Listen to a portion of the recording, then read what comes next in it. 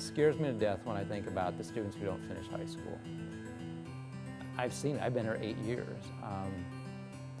I don't want to present this as 100% certainty, but so many of them I know end up in prison.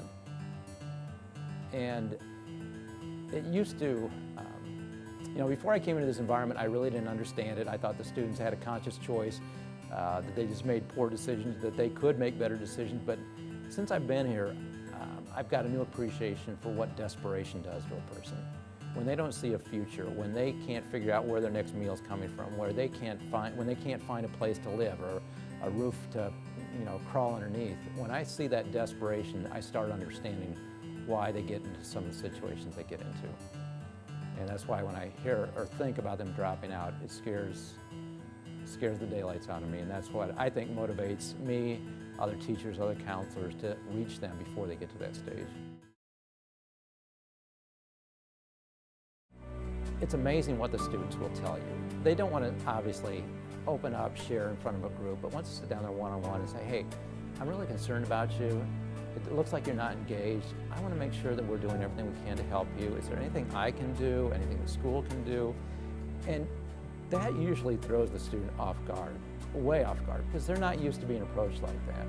And sometimes I think they're just so relieved. So in some cases, I have to talk to them. I had to send them to a social worker.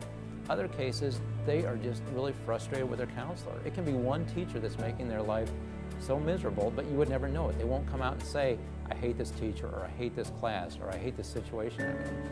So usually you have to find a way to talk to them one-on-one and approach it that way, because some of them are just so bottled up with their emotions. Unless you get them one-on-one, you'll never know what's bothering them.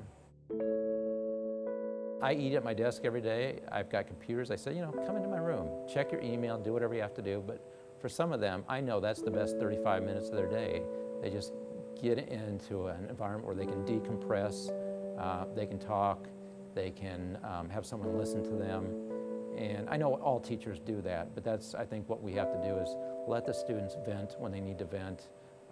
Be that shoulder, just like a parent. Sometimes our kids have to cry on our shoulders. Sometimes our students have to cry on our shoulders.